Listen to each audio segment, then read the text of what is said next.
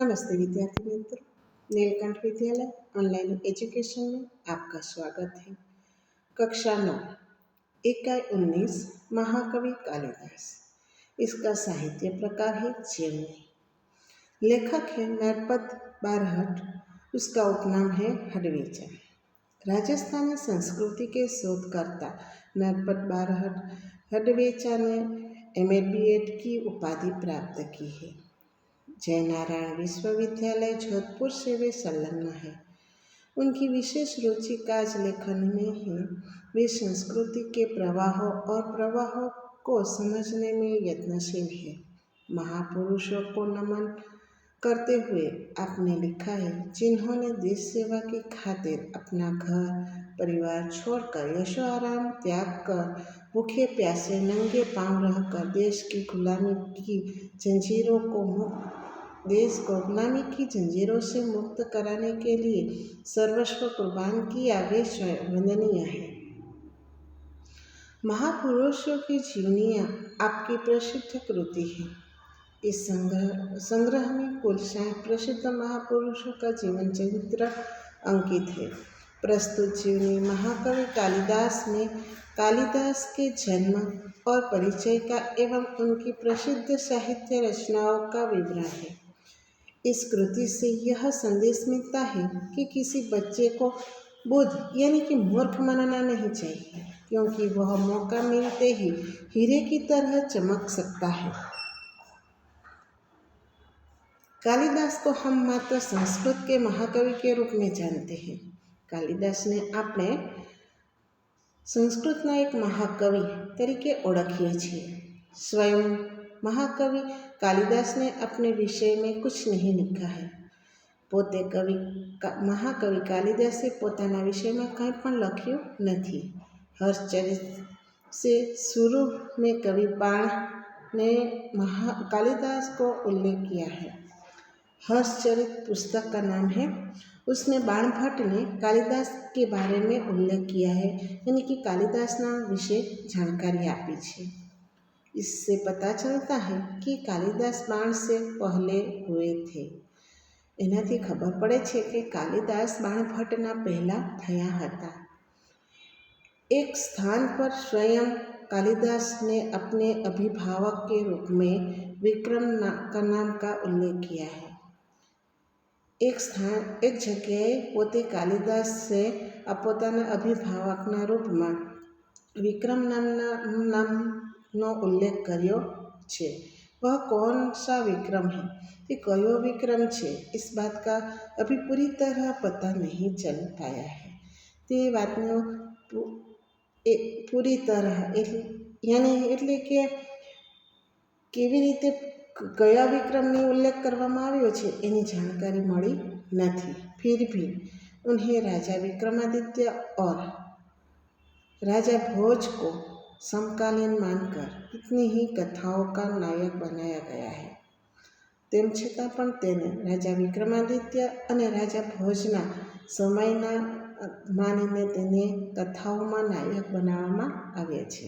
विभिन्न भाषाओं में पहेलियों अलग अलग भाषाओं में पहेलियों यानी कि उखाणों अने लोक कथाओं अने लोको द्वारा बोलाववामां आवेली कथाओं उनकी विद्वता यानी कि ज्ञानता, कविता और चमत्कारिक प्रसंगों का वर्णन मिलता है अने चमत्कारिक प्रसंगों वर्णन मळे छे।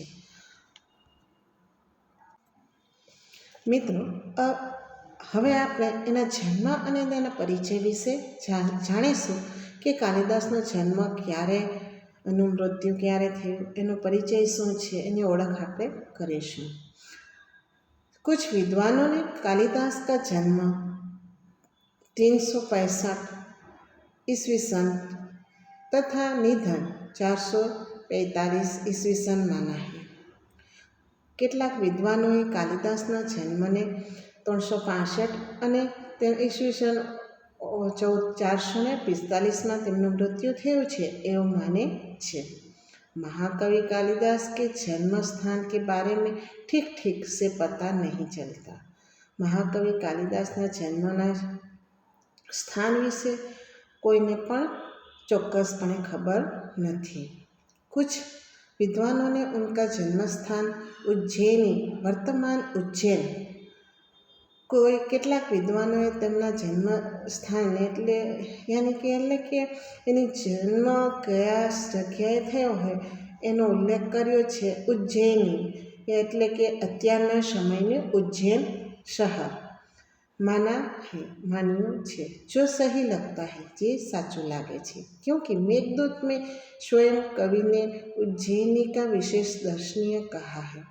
कारण કે મેઘદૂત એનું જે સાહિત્ય છે તેમાં પોતે કવિએ ઉજ્જૈન નગરીને એક વિશેષ દર્શનીય એટલે જોવાલાયક કહ્યું છે। और लंबा रास्ता पड़ने पर भी उधर से जाने के लिए बादल को अनुरोध किया है।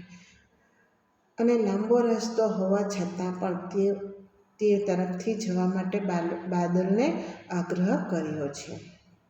उज्जैनी में उन दिनों राजा विक्रमादित्य का राज्य था।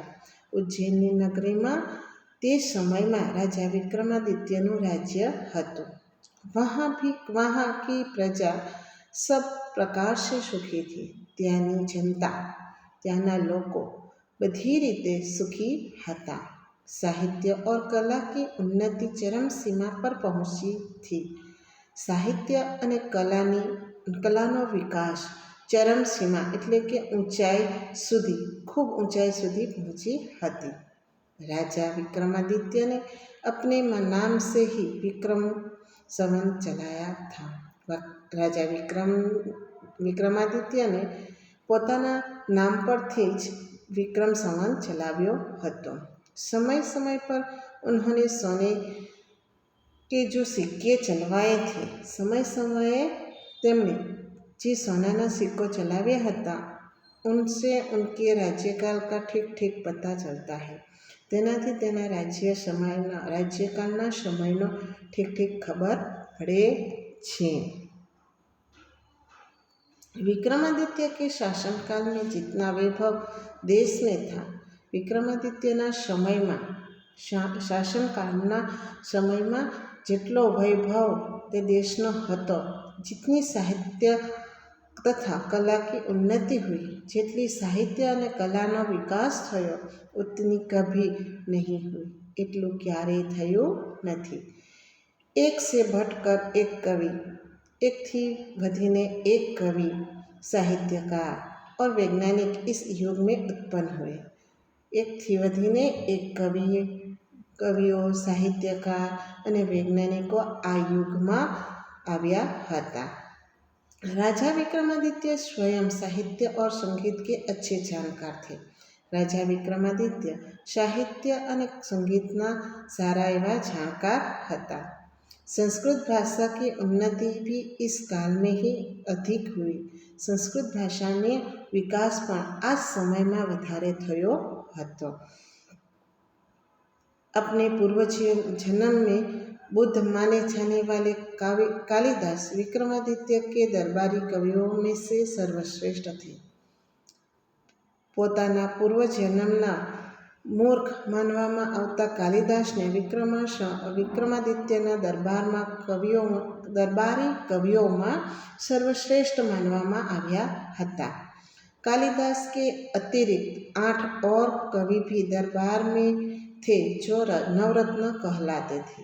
कालिदासना सिवाय पण 8 एवा बीजा कविओ दरबाરમાં હતા જેને नवरत्न કહેવામાં આવતા હતા। कालिदास के विषय में कहा जाता है कि वे युवा अवस्था तक निरक्षर थे।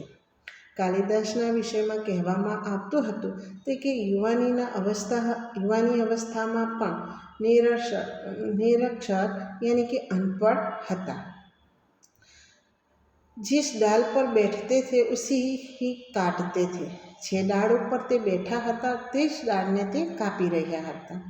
निरक्षर होने पर भी वह इतने विद्वान और महाकवि किस तरह बने, इसकी भी एक बड़ी विचित्र और रोचक कहानी है।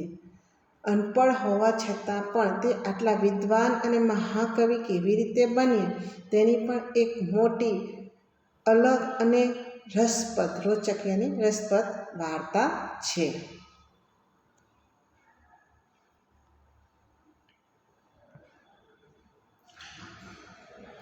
उन दिनों शारदानंद नाम के एक राजा थे। તે દિવસોમાં તે સમયમાં शारदानंदना एक राजा હતા। उनकी एक गुणवंती और विद्वान पुत्री थी। તેમની એક ગુણવંતી અને એક જ્ઞાની, विद्वान यानी ज्ञानी पुत्री હતી, जिसका नाम विद्योत्तमा था, જેનું નામ विद्योत्तमा હતું। वह बहुत सुंदर और रूपवती भी थी। તે ખૂબ સુંદર અને रूप सुंदरी પણ હતી। उसके रूप, गुण और ज्ञान की प्रशंसा दूर दूर के देशों तक फैली हुई थी। તેમના રૂપ, ગુણ અને જ્ઞાનની પ્રશંસા, વખાણો दूर दूर देशों में फैलाई चुक्या હતા। विद्योत्तमा को अपने रूप, गुण और ज्ञान का बड़ा घमंड था। विद्योत्तमा ने તેમના रूप, गुण અને જ્ઞાનનો ખૂબ અભિમાન હતો। अपने विवाह के संबंध में उसने एक घोषणा कर रखी थी कि जो उसे शास्त्रार्थ में हरा देगा उसी से के साथ वह अपना विवाह करेगी। પોતાના લગ્નના સંબંધમાં તેમણે એક ઘોષણા કરી રાખી હતી કે જે એને શાસ્ત્ર સંબંધી અર્થમાં એનાથી જ્ઞાની કોણ હશે એના વિશે, એને કોણ હરાવી શકે શાસ્ત્રમાં, તેની સાથે જ એ લગ્ન કરશે। उसकी इस घोषणा की जानकारी जैसे जैसे पास पड़ोस के देशों तक पहुंच गई। તેમની આ ઘોષણાની જાણકારી જેમ જેમ આસપાસના પડોશી દેશોમાં પહોંચી ગઈ, वहाँ के विद्वान, ત્યાં ત્યાંના વિદ્વાનો तथा पंडितों विद्यात्माओं के शास्त्रार्थ के लिए आने लगे। ત્યાંના વિદ્વાનો અને પંડિતો विद्योत्तमा के शास्त्रार्थ करने के लिए तेनी पासे आवा लगे। लेकिन विद्वान या पंडितों को बड़ी ग्लानि का अनुभव हो रहा था। परंतु विद्वानों और पंडितों ने तेनी ग्लानि यानी कि दुख नो अनुभव थई रह्यो हतो और वे इसका बदला लेने का उपाय सोचने लगे थे। અને તે વિદ્વાનો અને પંડિતો તેનો બદલો લેવા માટે વિચારી રહ્યા હતા। विद्वानों और पंडितों ने मिलकर तय किया कि विद्योत्तमा का विवाह किसी मूर्ख से करवा दिया जाए तो उसका घमंड टूट जाएगा। विद्वानों और पंडितोए મળીને એવું નક્કી કર્યું કે વિદ્યોત્તમાનું લગ્ન કોઈ મૂર્ખ સાથે કરવામાં આવે તો તેનું ઘમંડ टूटी जासे और वे अपने अपमान का बदला भी ले सकेंगे અને તે પોતાના અપમાનનો બદલો પણ લઈ શકશે।